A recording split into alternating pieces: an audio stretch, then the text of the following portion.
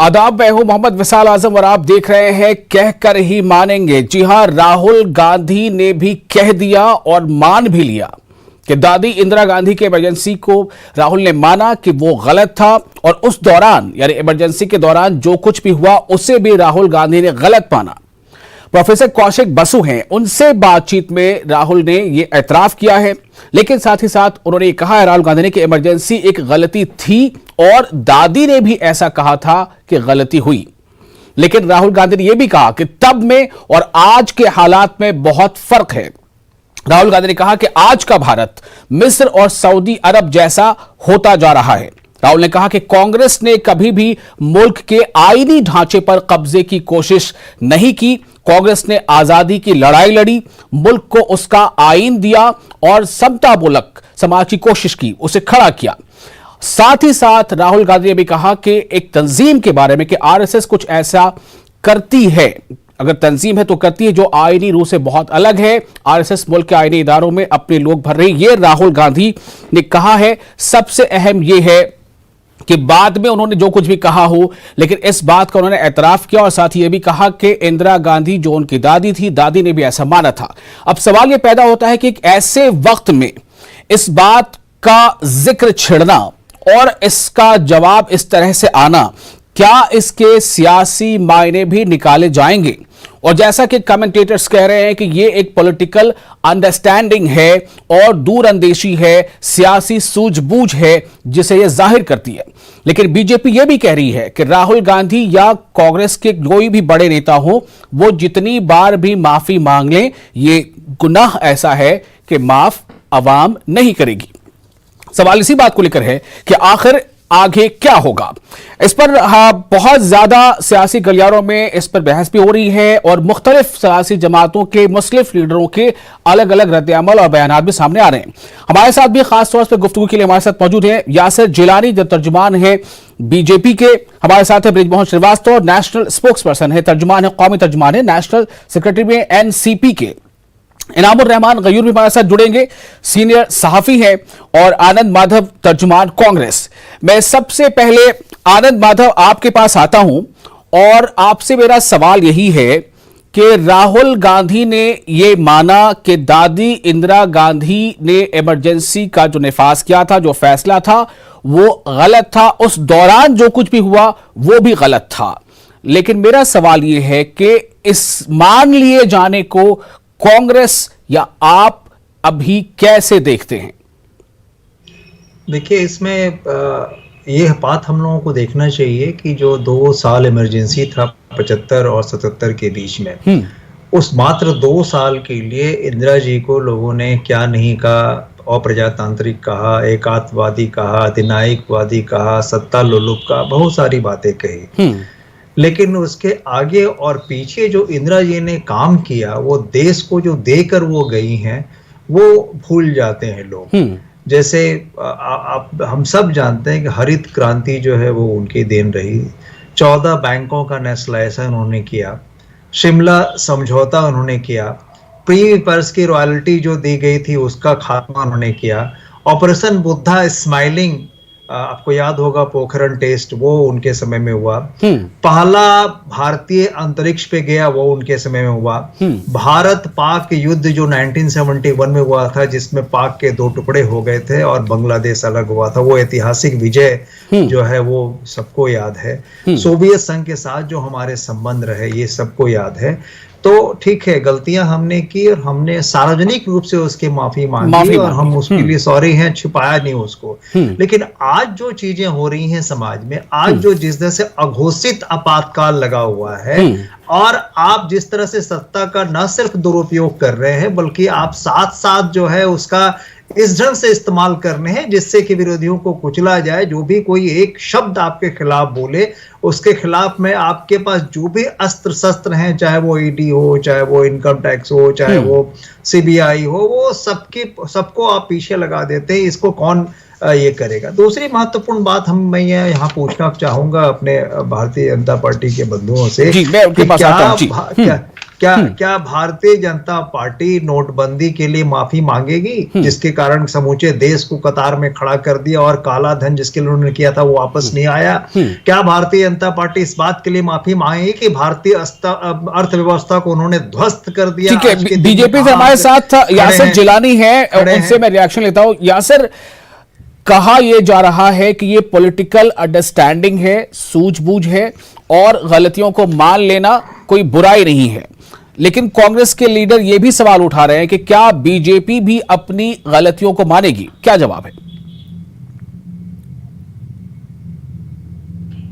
देखिए, उन्होंने गलती करी थी, ये हिंदुस्तान और पूरी दुनिया तमाम जगहों पे लोग जानते हैं कि उन्होंने गलती करी, तो उसकी माफी वो मांग रहे हैं। और माफी तो वो लगातार मांगे तो उनकी गलतियों की तो जो फहरिस्त है, जो लाइन है, वो खत्म होने वाली नहीं।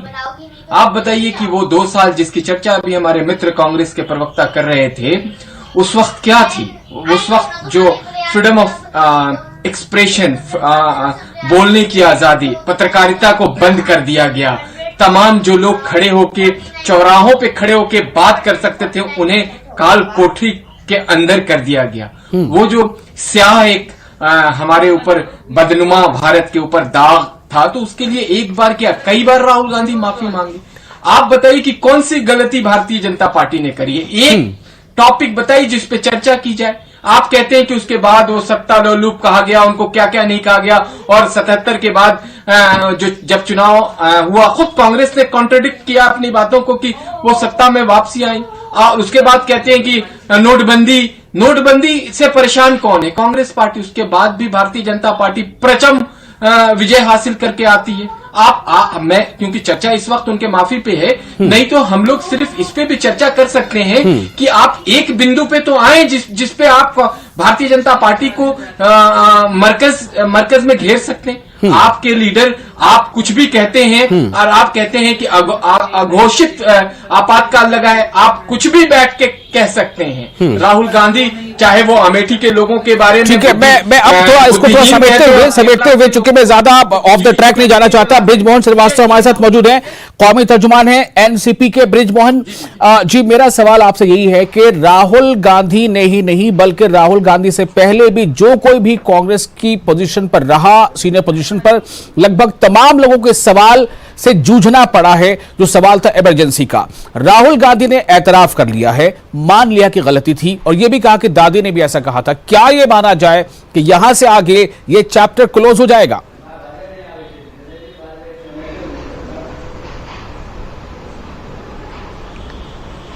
राहुल जी ने बहुत ही समझदारी के साथ एक लंबी लाइन खींच दी है बीजेपी के नेताओं के सामने। देखिए कि नोटबंदी में 100 लोगों से ऊपर लाइन में लगे मर गए थे। आज इसी तरह से ये किसान आंदोलन चल रहा है, इसमें ऐसा कहा जाता है कि करीब 245 लोग शहीद हुए हैं। इसके अलावा भी हिंदुस्तान में पिछले 6 साल के अंदर करीब 6000 लोग सिर्फ इसलिए जेलों में हैं कि उन्होंने कभी सरकार की नीतियों की आलोचना की है या सरकार से उन्होंने अपनी सहमति नहीं बताई है। आज ही सुप्रीम कोर्ट ने फारूक अब्दुल्ला साहब के मामले में एक ऑर्डर किया है जिसमें उन्होंने कहा है कि सरकार की खिलाफत करना या सरकार की बात से असहमत होने का मतलब देशद्रोहिता नहीं है। तो राहुल गांधी जी ने आज एक बहुत लंबी लाइन खींची है कि क्या नरेंद्र मोदी जी जब गुजरात के मुख्यमंत्री थे, उस समय जो गुजरात में हालात बने थे, क्या उन हालात के लिए, क्या नोटबंदी में मारे गए लोगों के लिए, क्या किसान आंदोलन में शहीद हुए लोगों के लिए, क्या वो माफी मांगेंगे? क्या भारतीय जनता पार्टी इस बात के लिए तैयार है? मैं सोचता हूं कि बहुत अच्छी राहुल गांधी जी ने एक बहस शुरू की है और इसके ऊपर जितनी चर्चा होगी उतना ही भारतीय जनता पार्टी का जो ये तानाशाही चेहरा है, मुझे लगता है वो सामने आएगा, क्योंकि ये किसी बात के खिलाफ किसी बात को सुनना नहीं चाहते। देखिए, सरकार में रहने का मतलब यह होता है कि हम सरकार में आते कैसे हैं? हम सरकार में आते हैं जनता के वोटों से। तो जो भी सरकार है उसको उस अपने मतदाताओं के लिए जिम्मेदार होना चाहिए, उनकी परेशानियों को समझने का उस पर माध्यम होना चाहिए। लेकिन ये उस माध्यम को, क्योंकि एक आरएसएस एक बहुत बड़ी तंजीम है, उस तंजीम के एक बहुत बड़ा अपने वर्कर्स हैं, उस ताकत के दम पर ये सोच रहे हैं कि हम किसी भी हालत में फिर से शायद चुनाव जीत के आ सकते हैं। तो वो हो सकता है, वो स्थिति भी बन सकती है। राहुल गांधी ने अपने इस बातचीत में आरएसएस पर भी निशाना साधा। उन्होंने कहा है कि आरएसएस जो है, जो आईनी इदारे हैं उस पर अपने लोगों को बिठा रही है या कब्जे की कोशिश कर रही है, राहुल गांधी का कहना है। मैं इनामुर रहमान गयूर साहब जो सीनियर सहाफी हैं, इनामुर साहब मैं आपके पास आ रहा हूं। क्या ये माना जाए कि ये बहस यहां पर खत्म होगी या फिर एक नई बहस की शुरुआत हो रही है? और जो बात बाकी लोग कह रहे हैं, जैसे यासिर जिलानी ने कहा कि बीजेपी ने ऐसी कोई गलती की ही नहीं है तो माफी मांगने का सवाल नहीं है। बाकी एनसीपी के लीडर हमारे हैं, कांग्रेस, वो कह रहे हैं कि राहुल ने गलती को मान लिया है, अपनी दादी की गलती को, तो कांग्रेस ने अपनी एक रिवायत को जो है वो पूरा किया है कि अगर गलती हुई है तो मान लेते। तो मेरा सवाल यह था कि क्या बहस यहां से शुरू हुई है या यहां से फिर यहां पे इसका इख्तिताम हो रहा है?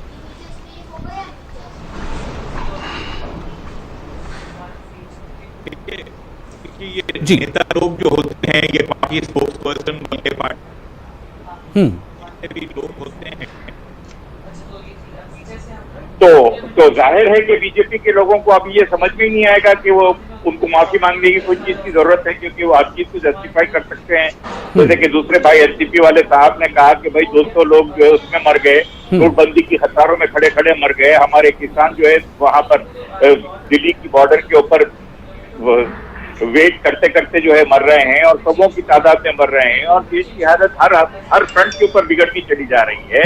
तो माफी, मैं तो कहता हूं कि माफी मांगने वाली जो बात है वो अगेन धोखा देने वाली बात है, क्योंकि जो भी माफी मांग रहा है उसके मन में यही है कि भाई अगली बार फिर देख लेंगे यार, आप हमको चांस तो दो, वो चीज को छोड़ो। ये नहीं होता। माफी तो मैं चाहूंगा कि बीजेपी मांगे ही, बीजेपी काम करके तो मैं चाहूंगा कि बीजेपी मांगे ही नहीं, बीजेपी काम करके दिखाए। वो जो लोग बोलते हैं गोली मारो सालों को, वो जो लोग बोलते हैं जाके घरों में घुस के जो है दलित लड़कियों का रेप कर रहे हैं और उनके लीडर्स पकड़े नहीं जा रहे हैं, वो जो बड़े बड़े नेता लोग रेप करने के बाद विटनेसेस का कत्ल कर रहे हैं, ये जिस तरह की जो बातें हो रही हैं उसके अंदर मुल्क की आर्थिक स्थिति का ये हाल हो रहा है कि आप मुल्क की हर चीज को बेचते जा रहे हैं। 5 लाख करोड़ का आपने जो है एस्टिमेट रखा कि स्पेक्ट्रम बेचेंगे और वो स्पेक्ट्रम सिर्फ 74,000 रुपये का बिका। तो मतलब ये कि आप आत्मनिर्भर होने की कोशिश जो कर रहे हैं, या वो गुजरात के दंगे हुए या किसी तरह की नोटबंदी हुई, ये चीजों की माफी के बजाय कुछ एक्शन ऑन द ग्राउंड दिखाओ बोलिए। और रह गई कांग्रेस वालों की बात, तो कांग्रेस वालों को पहले तो राहुल गांधी को इस बात पर माफी मांगनी चाहिए कि वो अब तक वहां हैं। उनको ये चाहिए कि पहले वो ट्रेनिंग देके आए और बड़े बड़े पहले पार्टी को संभाले, पार्टी को जो है कुछ मजबूत बनाए। और वो पुरानी बातें जो बता रहे हैं कि प्राइवेट पर्सन बंद किए, तो प्राइवेट पर्सन बंद करना कोई बहुत बड़ी बात नहीं थी, एक मामूली सा धोखा देने की बात होती है। जब आप पावर में होते हैं और आपने कानून को बदल दिया तो जो है। ठीक है, आनंद माधव के पास फिर से जाना चाहूंगा। आनंद माधव, सवाल इस बात को भी लेकर है कि एक ऐसा काम जो माजी में हो चुका, उस पर कई बार बहसें भी हो चुकी, लेकिन मौजूदा वक्त में इस पर कोई खास काम नहीं हो रहा है। लेकिन मैं चाहूंगा कि अपने नाजरीन को एक बार वो बयान सुनाओ जो राहुल गांधी ने बयान दिया है, और उसके बाद खास तौर से नवाब मलिक का जो एनसीपी के लीडर, उनका रिएक्शन वो भी सुनाना जरूरी समझता हूं। राहुल को सुनते हैं। Greatly appreciative of the democratic roots that have been built in the country. There was one blot on it. I don't know how you feel about that. 1975 to 77, the emergency. But that was 2 years. It's gone. I'm very curious how you look back and think of that. I think that was a mistake. Absolutely, that was a mistake. And my grandmother said as much. Congress नेता राहुल गांधी जी ने 45 साल बाद स्वीकारा कि emergency का निर्णय एक गलत निर्णय था। कहीं ना कहीं कांग्रेस ने अपनी गलतियों को स्वीकारा है, दिल्ली के दंगे पे माफ़ी मांगी। अब भारतीय जनता पार्टी की बारी है कि प्रधानमंत्री मोदी जी और भारतीय जनता पार्टी ये स्वीकारें कि गुजरात का दंगा कहीं ना कहीं गलत था, और उसको लेके एक बार फिर भारतीय जनता पार्टी से हम सवाल करते हैं, अगर कांग्रेस गलतियों को सुधार रही है तो वे कब अपनी गलती को स्वीकारेंगे, वो लोगों को बताएं। तो ये आपने सुना नवाब मलिक को, और यासिर जिलानी हमारे साथ है, बीजेपी के तर्जुमान। यासिर, आपका रिएक्शन?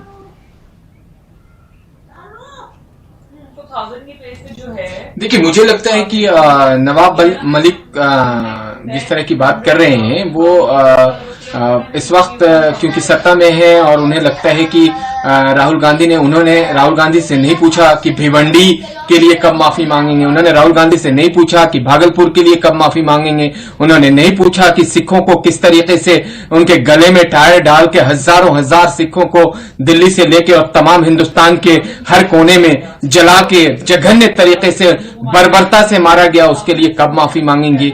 तो ये मैंने कहा ना, एक लंबी फहरिस्त है कांग्रेस को माफी मांगने के लिए, और कांग्रेस डाइवर्ट करना चाह रही है पॉलिटिक्स को। कांग्रेस के पास खुद के कांग्रेस के लीडर कांग्रेस के लीडरशिप पे सवाल उठा रहे हैं। G23 में जो सम्मिलित कांग्रेस के लीडर हों, चाहे आनंद शर्मा हो, चाहे गुलाम नबी आजाद हो, कपिल सिब्बल जैसे सरीखे नेता जिस तरीके से सवालों के घेरे में लीडरशिप को कांग्रेस के लिया हुआ है, उससे कांग्रेस को बचाने के लिए जो उनके एडवाइजर हैं, जो बार बार जिस तरीके से पिछले हफ्ते जो उन्होंने विदिन भारत में भारत के बंटवारे की बात कही थी और भारत ने देखा था, उन सारी चीजों पे पर्दा डालने के लिए रिएक्शन चाहिए होगा। कांग्रेस पर अब भी हमला जारी है, आनंद माधव कैसे बचाव करेंगे? देखिए, मैं इसमें आपको ये कहना चाहूंगा कि माफी मांगने के लिए जिगर चाहिए, माफी मांगने के लिए जिगर चाहिए जी, जो भारतीय जनता पार्टी के पास नहीं है। मैं पहले ही से ही बता रहा हूं आपको, मैं बता रहा था बीच में, आपने जो आज के दिन में इन्होंने कहा था कि हम 2 करोड़ लोगों को रोजगार देंगे। आज ऐतिहासिक बेरोजगारी हम लोगों के सामने में है, 12 करोड़ से ज्यादा लोग बेरोजगार है। आप जानते हैं इस बात को, प्रधानमंत्री और मोहन भागवत जी ने 2003 तक जो है राष्ट्रीय ध्वज नहीं फहराया था, उसके लिए कौन जिम्मेवार है? आप जानते हैं आपातकाल या उसके बाद कभी भी उच्च न्यायालय के जजों ने, सर्वोच्च न्यायालय के जजों ने कभी प्रेस कॉन्फ्रेंस नहीं किया था, लेकिन मोदी जी के राज में सर्वोच्च न्यायालय के जजों ने भी आकर प्रेस कॉन्फ्रेंस किया और जो वर्तमान स्थिति है उसके बारे में अपनी बातें कही। एक ट्वीट आप कीजिए, आप सलाखों के पीछे चले जाएगा। ऐसे एक नहीं, सैकड़ों नहीं, हजारों उदाहरण है। आप देखिए जो किसानों की आज स्थिति है, जो काला कानून लाके आपने उन्हें खड़ा कर दिया, तो उस पर आप कहां लोगों को खड़ा कर दिया। आप देखिए कि किस तरह से आप संस्थाएं जो आपके पास हैं, संवैधानिक संस्थाएं, उसको आप ध्वस्त कर रहे हैं। आप किस किस बात के लिए माफी मांगिएगा साहब? लेकिन एक सवाल आनंद माधव जी, एक सवाल यहां पर यह भी है, राहुल गांधी ने यह कहा है, वो कहते रहे हैं कि वो ये चाहते हैं, वो ये जानते हैं कि पार्टी के अंदर भी जमहूरी निजाम होना चाहिए।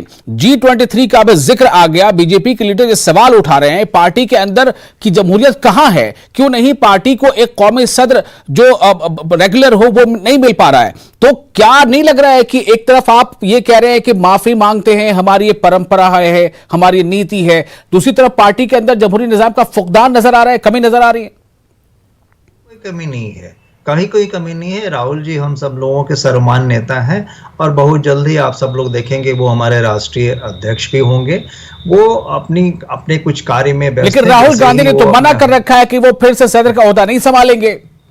हाँ, लेकिन आप देख लीजिए वो राहुल गांधी जी बनेंगे। उन्होंने फिर पिछली मीटिंग में कहा था, CWC की मीटिंग में, जो पार्टी हमको जिम्मेवारी सौंपेगी हम उसके लिए काम करने के लिए तैयार है। मैं जो अभी बातें कर रहा हूँ, जिसपे भी हमारी बहस चल रही है, वो ये बहस चल रही है कि हमने तो माफी मांग ली जो हमने गलतियां की, लेकिन परिस्थितियां लोगों ने नहीं देखी थी उस समय। जो इमरजेंसी के ठीक एक दिन पहले जो एक सफदरजंग के बाहर में जो भीड़ खड़ी थी, उसका क्या मूड था? हजारों के लोग खड़े थे, उनके पास कोई ऑप्शन नहीं था। तो चलिए इमरजेंसी लगी, गलतियां हो गई, लोगों ने माफी मांग ली। इमरजेंसी में भी बहुत सारी चीजें, आज भी लोग कहते हैं कि इमरजेंसी में लोग समय पे ऑफिस आते थे। इमरजेंसी में आज भी लोग कहते हैं कि ट्रेन जो है वो सारी ट्रेनें समूचे भारतवर्ष में समय पे चलती थी। लेकिन अभी आप ये मानेंगे अगर, तो राहुल गांधी के उस बयान का क्या होगा जो वो कह रहे हैं कि इमरजेंसी ही गलती थी? नहीं, इमरजेंसी लगाना गलती थी, इसको स्वीकार किया हम लोगों ने, उसकी माफी मांगी। लेकिन ऐसा है ना कि जो परिस्थितियां किसी को मजबूर करती हैं, क्योंकि बाकी को पास भी जाना है। ब्रिजमोहन साहब, मेरा सवाल अब ये है, जो यासिर जिलानी बीजेपी के नेता कह रहे हैं, एक तो वो कांग्रेस के अंदर की सिचुएशन को बता रहे हैं, एनसीपी का वजूद ही कांग्रेस के अंदर जो है वो कुछ ना कुछ चीजों को लेकर हुआ कि एनसीपी वजूद में आ गई। सवाल इस बात को लेकर है कि क्या गलतियों को मान लेना और फिर गलतियों को दोहराते जाना? सुब्रमण्यम स्वामी क्रिटिसाइज कर रहे हैं उनके इकोनॉमिक पॉलिसी को, बार बार कह रहे हैं, उनका जवाब तो वो दे नहीं पा रहे हैं। उनके यहाँ जो स्थिति है, मुरली मनोहर जोशी हो, चाहे वो देखिए जी ब्रिजमोहन साहब, सबको उन्होंने किनारे बैठा दिया जी। अगर आप कि उमा जी आजम साहब देखिए, बात यह है जी कि गलतियों की माफी मांगना एक पहलू है, और गलती करने के बाद अहंकार के साथ उसी बात पे अड़े रहना एक ये दूसरा पहलू है। सार्वजनिक जीवन में हम लोग हमेशा इस बात को पसंद करते हैं, कोई भी पसंद करता है कि आप में एक सबमिसिवनेस हो, आप में गहराई हो और आप में यह मादा हो कि आप किसी बात को अगर गलती किए तो उसे आप स्वीकार कर सको। आज बताइए, हिंदुस्तान में भारतीय जनता पार्टी की सरकार के बाद इतनी मॉब लिंचिंग हुई है, इनके नेताओं ने झूठ बोला कि हम 15 लाख रुपए प्रति आदमी को देंगे और उसके बाद अमित शाह साहब ये कहते कि एक ये चुनावी जुमला था। क्या इसके लिए माफी मांगेंगे देश से झूठ बोलने के लिए? क्या बाबा रामदेव को यह कहेंगे कि जो कहते थे 35 रुपए लीटर पेट्रोल बिकेगा, आज 100 रुपए लीटर पेट्रोल बिक रहा है, क्या इसके लिए बाबा रामदेव माफी मांगेंगे? क्या इसके लिए इन लोगों के मन में, इस देश के लोगों के साथ जो उन्होंने झूठ बोला है, उसका कोई इनको अफसोस भी है या नहीं? यह है मुद्दा आज सबसे बड़ा। और मैं सोचता हूं राहुल जी ने इस बात को कहकर इस देश के लोगों को इस बात पे सोचने के लिए, चर्चा करने के लिए एक बिंदु दिया है, एक मजबूर किया है, जो इस बात को देखेंगे कि वाकई भारतीय जनता पार्टी के नेता, भारतीय जनता पार्टी के मंत्री अपनी गलतियों को करने के बाद इस देश के आम आदमी से माफी मांग भी सकते हैं या नहीं? नहीं मांग सकते। Inamur Rahman, Gayur, final comment from your side.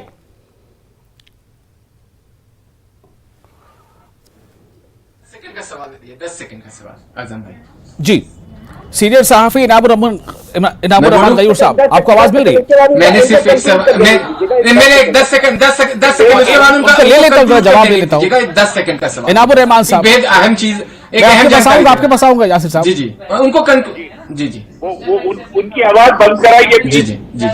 नहीं, वो खामोश है। देखिए, इमरजेंसी के लिए माफी मांगने में किसी तरह की कोई सच्चाई नहीं है, कोई उसके अंदर रिग्रेट नहीं है, क्योंकि अगर माफी मांगना ही था तो इमरजेंसी के साथ साथ जो है सिखों के खिलाफ दंगों की भी माफी मांगना चाहिए था। तो मालूम होता था कि आप अपने एक्चुअली सारे के सारे आपके जो बुरे कर्म है उनके लिए माफी मांग रहे हैं। आप फिट पे माफी मांग के आप सिर्फ एक जुमला छोड़ रहे हैं जिसके ऊपर डिबेट हो रही है, उसके अंदर सिंसियरिटी कहीं भी नहीं है। लेकिन साथ ही साथ मैं ये भी बता दूं कि बीजेपी इमरजेंसी डिक्लेयर किए बगैर जिस तरह का इमरजेंसी राज लगाई हुई है, ईडी के जरिए और जो है एनआईए के जरिए और इसके जरिए, और जो भी कुछ डिसाइड करता है, इनकम टैक्स की रेट हो रही है, ये है वो है, वो किसी तरह से इमरजेंसी वाले सिचुएशन से कुछ गलत नहीं है। विदाउट ट्रायल लोगों को रखा जा रहा है, नए कानून ऐसे बन गए जिसके अंदर ट्रायल की जरूरत ही नहीं है 1 साल तक।